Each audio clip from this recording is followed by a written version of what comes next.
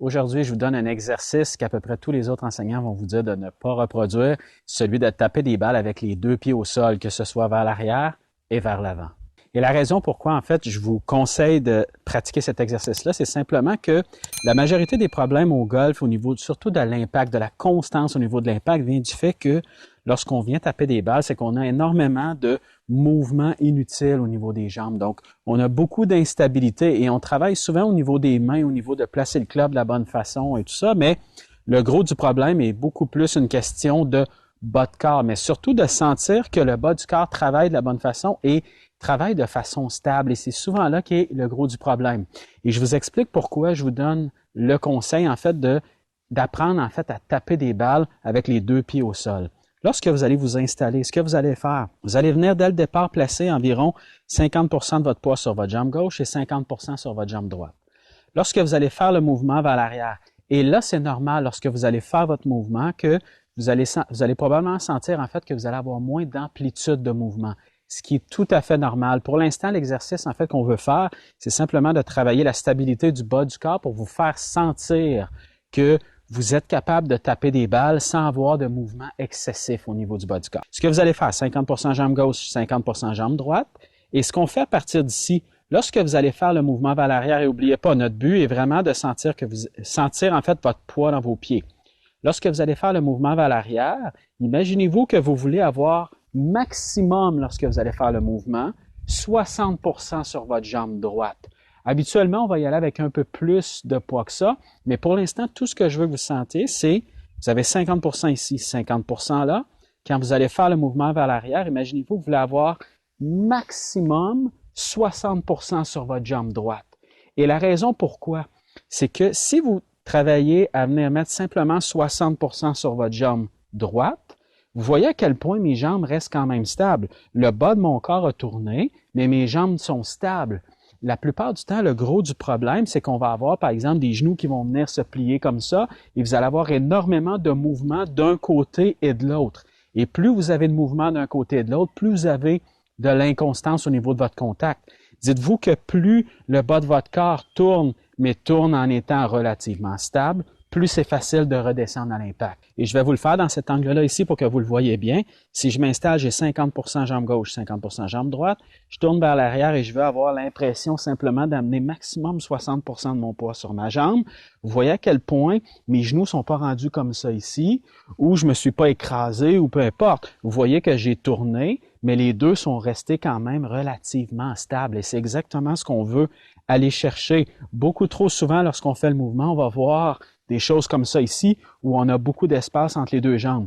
Dites-vous que plus vous avez d'espace entre les deux jambes ici, plus lorsque vous redescendez, vous allez devoir replacer les genoux et tourner à travers la balle pour essayer de reproduire un peu la même chose de l'autre côté. Et là, ça devient excessivement difficile à reproduire. Pour continuer maintenant, on fait 50-50. Maximum 60%. Et vous allez voir, comme je vous disais, c'est normal lorsque vous allez arriver ici de sentir que vous allez moins loin vers l'arrière que ce que vous faites à l'habitude. C'est tout à fait normal. Lorsque vous allez redescendre maintenant, et c'est là aussi que ça va faire une grosse différence, vous avez 60% de votre poids ici.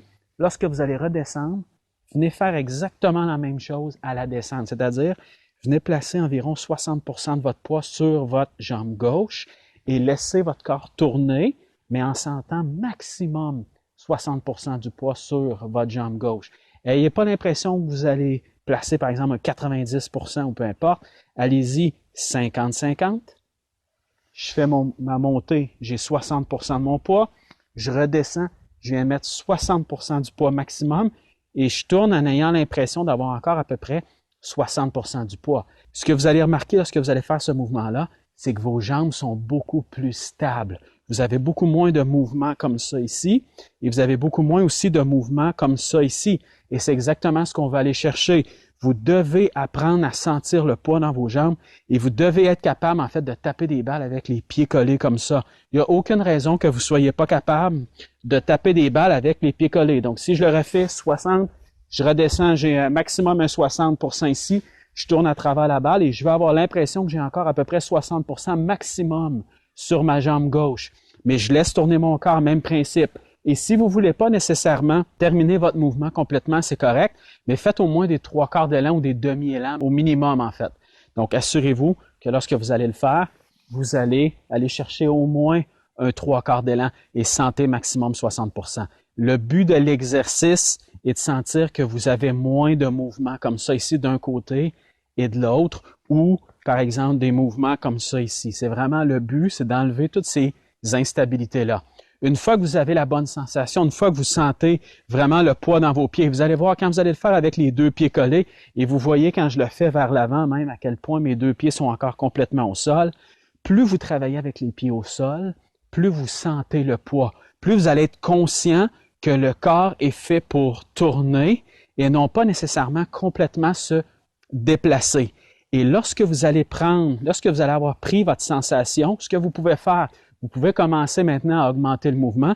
Et oui, vous pouvez laisser, par exemple, votre pied gauche se lever un peu lorsque vous allez faire le mouvement vers l'arrière, mais gardez quand même un peu cette impression-là que même si je lève un peu mon pied gauche comme ça ici, gardez quand même l'impression d'avoir à peu près 60% du poids ici.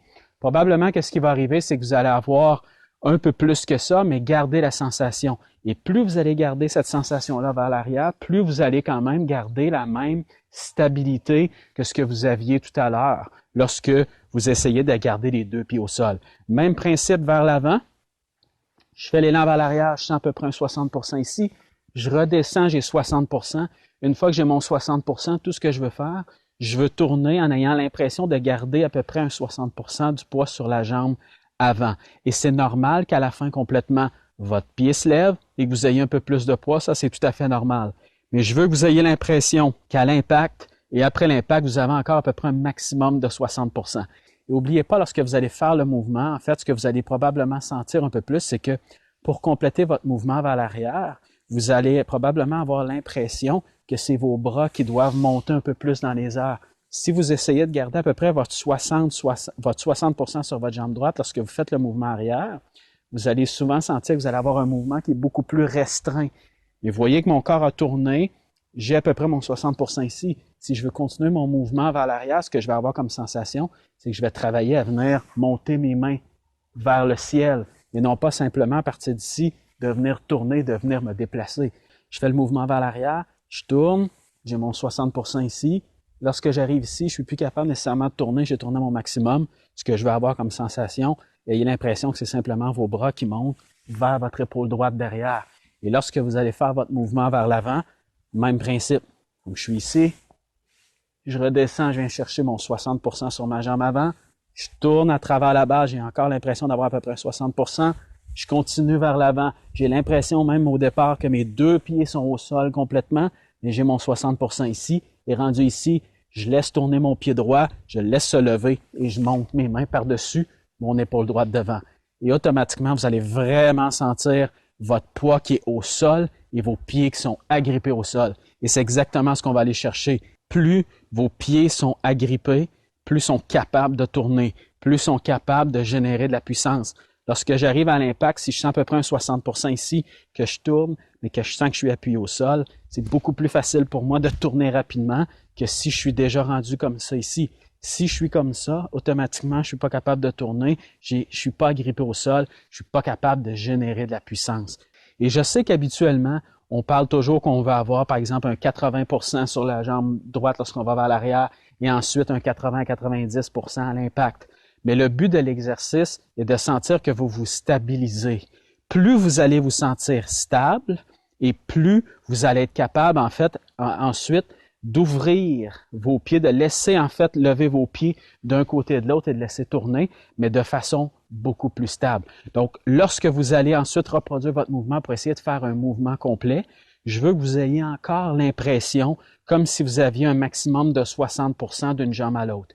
Et n'oubliez pas, le but, c'est pas parce que vous faites un mouvement où vous essayez de garder les pieds au sol un peu plus que vous voulez, par exemple, qu'après l'impact, être comme ça ici. N'oubliez pas, vous voulez travailler votre poids. Donc ici, présentement, j'ai beaucoup plus de poids sur cette jambe-là que sur elle. Vous voulez quand même y aller d'une jambe à l'autre, simplement beaucoup moins que ce que vous êtes habitué. Et si vous sentez que vos jambes travaillent moins qu'à l'habitude, c'est bon signe. Vous allez sentir beaucoup plus une question de rotation qu'une question de mouvement. Et lorsque vous êtes prêt à y aller avec un mouvement complet, prenez exactement les mêmes sensations. Donc, je vais faire mon mouvement vers l'arrière. Vous voyez que mon genou est venu se décaler légèrement plus vers l'autre que tout à l'heure, ce qui est tout à fait normal, mais je vais avoir à peu près encore mon 60%. En réalité, j'ai à peu près 70-80, mais je vais avoir la sensation du 60, ce qui va m'empêcher de faire ça ici.